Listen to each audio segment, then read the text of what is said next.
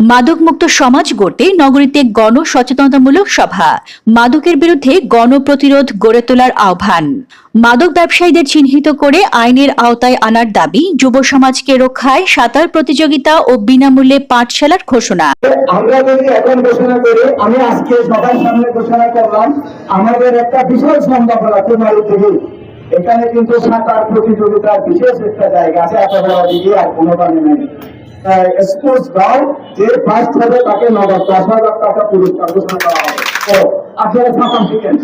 নগরীর 38 নম্বর ওয়ার্ডের মাইজপাড়া হযরত মুন্সি মিয়া রাদিয়াল্লাহু আনহু মাজার এলাকা আব্দুল খালিক সওদাগর, শফি কন্ট্রাক্টর, শেখ আহমদ সওদাগর, ভোলা ফকিরের নতুন পুরাতন বাড়ি এবং নতুন 1 নম্বর সাইট সমাজ উন্নয়ন পরিষদের উদ্যোগে মাদক বিরোধী গণসচেতনতামূলক সৃষ্টির লক্ষ্যে এক আলোচনা সভা অনুষ্ঠিত হয়েছে।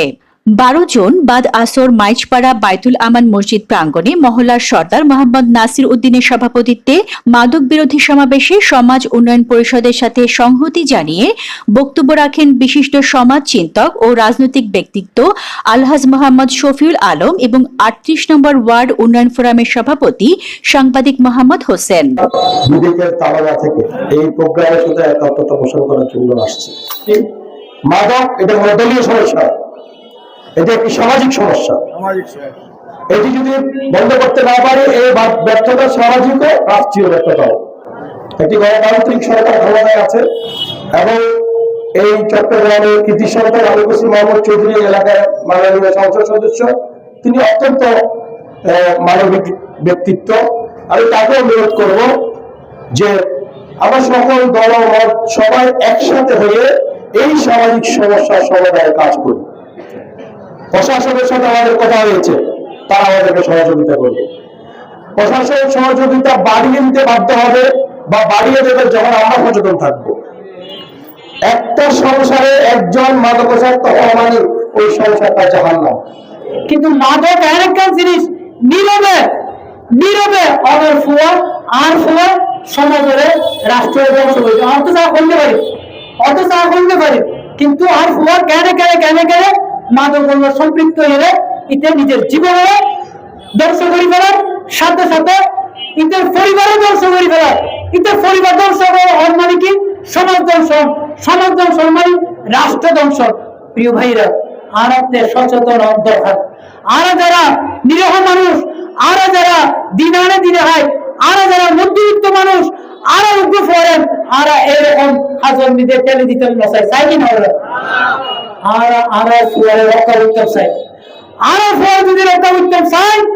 ওই মাদক ব্যবসায়ী যারা এই সমাজের ধ্বংস করতে চান, ওই মাদক ব্যবসায়ী যারা আর ফুয়াশারে যারা ধ্বংস করে ফেললাই কার্যক্রম লাগিয়ে আর ইতার বিরুদ্ধে ইনশাআল্লাহ প্রতিরোধ করেছিলেন। পাইছেন কিনা? পুলিশ প্রশাসনের হাতে ইতার কাছে কি আছে? তালিকা আছে। ওই মাদক ব্যবসায়ী, ওই মাদক শক্তিদেরকে নির্মূল করতে হবে, তাদেরকে সময় থাকতে নির্মূল করতে হবে, না হয় পরিবার, সমাজ, রাষ্ট্র ধ্বংস হবে। বক্তারা বলেন, মাদক আজ সমাজের জন্য এক ভয়াবহ অভিশাপ। এর কারণে ব্যক্তি, পরিবার ও রাষ্ট্র মারাত্মক ক্ষতির সম্মুখীন হচ্ছে। একটি পরিবারের একজন সদস্য মাদকাসক্ত হলে পুরো পরিবারকে এর নেতিবাচক প্রভাব বহন করতে হয়।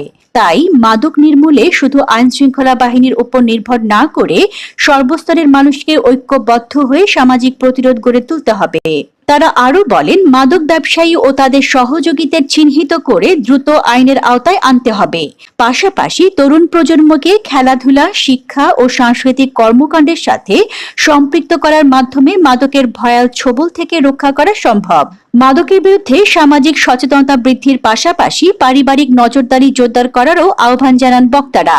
সভাপতির বক্তব্যে মোহাম্মদ নাসির উদ্দিন বলেন, যুব সমাজকে মাদক মুক্ত রাখতে এলাকায় সাঁতার প্রতিযোগিতার আয়োজন এবং বিনামূল্যে পাঠশালা প্রতিষ্ঠার উদ্যোগ নেওয়া হবে।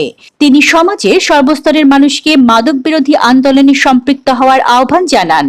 অ্যাডভোকেট সাইফুল ইসলাম জামি, মোহাম্মদ শাহেদ আলম, বেলাল উদ্দিনের যৌথ সঞ্চালনায় অনুষ্ঠিত সভায় বক্তব্য রাখেন মোহাম্মদ আফসার, মোহাম্মদ সাগের, মোহাম্মদ জাহিদুল ইসলাম, মোহাম্মদ হাশেম, মোহাম্মদ বক্কর, আবুল হাশেম, আবু সাইদ ও মোহাম্মদ জাফর সহ আরো অনেকেই।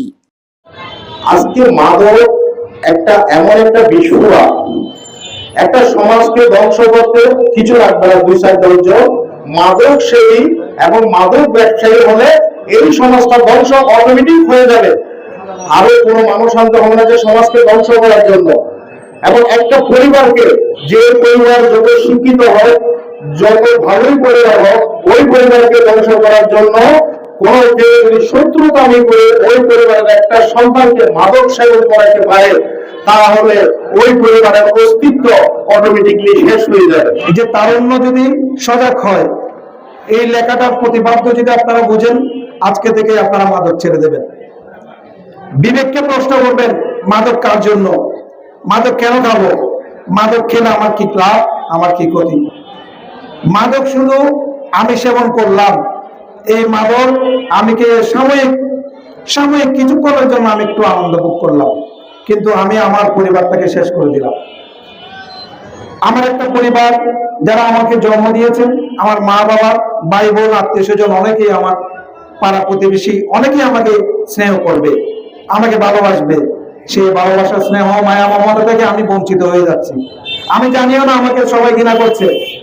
আমাদের মসজিদের ইমাম সাহেবকে বলতে হবে তাদের যেন মেয়েদের, তাদের কোনো পারিবারিক অনুষ্ঠানের কোনো বিবাহতে যেন তিনি সাক্ষী হিসেবে না থাকে, সেটাও একটু উদ্যোগ নিতে হবে। পাশাপাশি এটাও দেখতে হবে যে কি আমাদের যেমন ধরেন ঈদে মিলাদুল নবী হয়, এখানে মাহফিল হয়, এই ধরনের কোনো কার্যকলাপ থেকে তাদের থেকে কোনো যেন টাকা পয়সা নেওয়া না হয়। মাদক বিরোধীর জন্য দেখবেন যে অনেক সংখ্যা আছে, অনেকজন লোক আছে। আসলে দেখবেন যে মাদক বিরোধী অভিযান করতে গেলে যারা মাদক ব্যবসা করতেছে, যারা সেবন করতেছে, তার থেকে বেশি দেখবেন কমিশন প্রাপ্ত লোকের সংখ্যা বেশি। এটার ব্যবস্থা আমরা কিভাবে নিতে পারবো, এটা একটা উদ্যোগ গ্রহণ করতে হবে প্রথমত। News desk, Purbadhara, Chittagong.